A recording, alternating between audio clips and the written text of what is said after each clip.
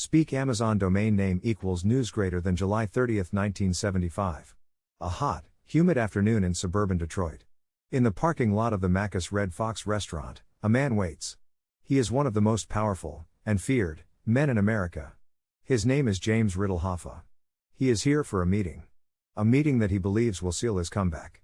A meeting that will never happen. He would make one last, angry phone call. He would be seen climbing into a car. And then, he would vanish.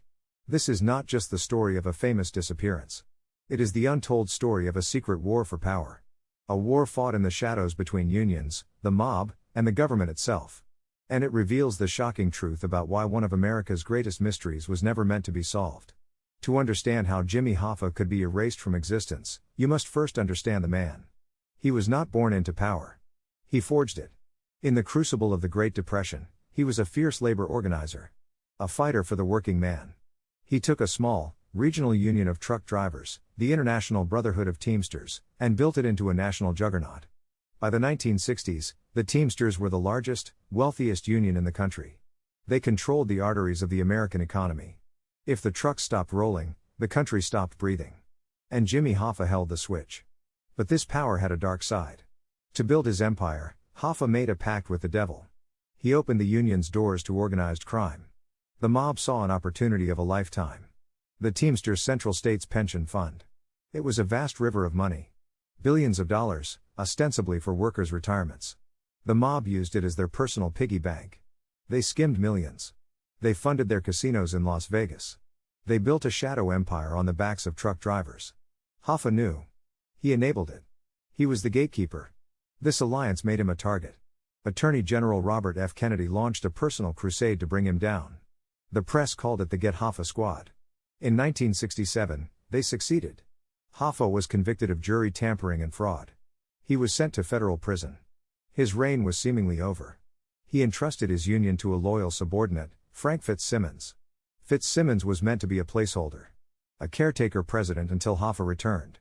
But power is rarely given back willingly. In 1971, President Richard Nixon commuted Hoffa's sentence. Hoffa walked free. But there was a catch. A condition that was a dagger to his heart. He was forbidden from participating in any union activities until 1980. For a man defined by his power, this was intolerable. Hoffa immediately began a legal battle to overturn the ban. He announced his intention to run for the Teamsters presidency again. He was going to take back his throne. This was a declaration of war. It was a direct threat to Frank Fitzsimmons, who had grown comfortable in power. More importantly, it was a threat to the mob. They preferred the new arrangement. Fitzsimmons was compliant. He let the money flow freely. Hoffa, on the other hand, was now a loud, unpredictable problem. He started talking to reporters. He threatened to expose the mob's infiltration of the union. He was threatening to tear down the very system he helped build. A decision was made in the shadows. The problem of Jimmy Hoffa needed a permanent solution. This led him to the parking lot of the Macus Red Fox. The meeting was set for 2 p.m. Hoffa was expecting two powerful figures. Anthony Tony Jack Giacalone, a feared Detroit Mafia captain. And Anthony Tony Pro Provenzano, a Teamsters boss from New Jersey with his own deep mob ties. Hoffa and Provenzano were once allies in prison. Now, they were bitter rivals. Hoffa believed this meeting was a peace conference. A chance to get the mob's blessing for his comeback. He arrived early. He waited in his car. 2 p.m. came and went. The men never showed. At 2:45 p.m., Hoffa used a payphone outside a nearby store. He called his wife, Josephine. He was furious. He told her, "They stood me up." He said he would wait a little longer, then head home. It was the last conversation he ever had. Witnesses later reported seeing Hoffa in the parking lot. He was talking to several men. He was seen getting into a dark-colored sedan. The car pulled out of the parking lot and drove off. Jimmy Hoffa was never seen again. The next morning, his family reported him missing. His green Pontiac Grandville was found right where he left it. It was unlocked. The keys were gone. There were no signs of a struggle. The FBI was called in. They launched one of the largest missing person investigations in American history. It was codenamed Hoffa X. Hundreds of agents were assigned to the case. They descended on Detroit.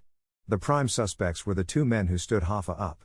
But Giacalone and Provenzano had ironclad alibis. Giacalone was very publicly having lunch and visiting a health spa. Provenzano was playing cards with friends in New Jersey, hundreds of miles away. They both denied any meeting was ever scheduled. The FBI knew it was a setup. But they faced a wall of silence. Omerta. The mob's sacred code. No one talked. The investigation turned to the people closest to Hoffa. The focus landed on his surrogate son, Charles Chucky O'Brien. O'Brien was raised by Hoffa. He was like family. On the day of the disappearance, O'Brien had borrowed a 1975 Mercury Marquis. The car belonged to the son of a high-ranking Detroit mobster. Witnesses described a similar car leaving the Red Fox with Hoffa inside. The FBI seized the car. They brought in specially trained dogs. The dogs gave a positive alert for Jimmy Hoffa's scent in the trunk and on the back seat. Decades later, a single strand of hair found in the car would be tested. Its mitochondrial DNA was a match to Hoffa. O'Brien claimed he was running errands that day, including delivering a 40-pound salmon to a union hall. His story was inconsistent. He denied seeing Hoffa. The FBI believed O'Brien was the unwitting chauffeur. The trusted friend used to lure Hoffa into the car. He had driven his father figure to his own execution. But O'Brien never broke. He never confessed. The FBI was chasing ghosts. They knew the why. Hoffa's comeback threatened the mob's billion-dollar cash cow. With Hoffa gone, Fitzsimmons remained president. The money spigot stayed open. The secret power struggle had a clear winner. But the who, how, and where remained locked behind the mob's wall of silence. Years passed. The Hoffa X investigation grew cold. The mystery became an American legend. The question shifted from what happened, to where was he? This sparked a gruesome, decades-long national scavenger hunt. Dozens of tips poured in. The most enduring myth was Giant Stadium.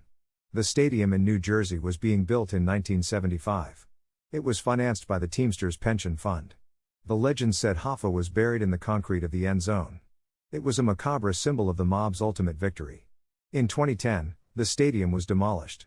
The FBI was on site. They scanned the ground. They found scrap metal and debris. But no sign of Jimmy Hoffa. Other tips led agents on a grim tour of the American landscape. They dug up a horse farm in Michigan. They excavated a suburban swimming pool. They took soil samples from under a driveway in Roseville. Each dig produced headlines. Each search ended in failure. The most compelling account came from a man who claimed he was there. Frank the Irishman Sheeran. A mob hitman and a longtime friend of Hoffa's. Near the end of his life, Sheeran confessed. He said he was in the car that picked Hoffa up. He claimed he shot his old friend twice in the back of the head in a Detroit house. The body, Sheeran said, was taken to a mob-controlled incinerator. Cremated. Turned to dust. It would explain why no body was ever found. Investigators searched the house Sheeran described. They found bloodstains on the floorboards. But DNA testing proved it wasn't Hoffa's blood. Sheeran's story, like all the others, could not be definitively proven. Today, the Jimmy Hoffa case remains officially open. A file cabinet filled with theories, dead ends, and whispers. The secret power struggle he ignited had devastating consequences. His disappearance was a message. A brutal demonstration of power. It showed that a clandestine network of criminals and corrupt officials could erase one of the most famous men in the nation. And they could get away with it. The shocking truth of the Jimmy Hoffa case is not a secret location. It is not the name of a killer. The shocking truth is that the system he fought, the system he helped create, was powerful enough to swallow him whole, leaving behind nothing but an empty space in a parking lot, and a question that still haunts America. /Amazon domain/speak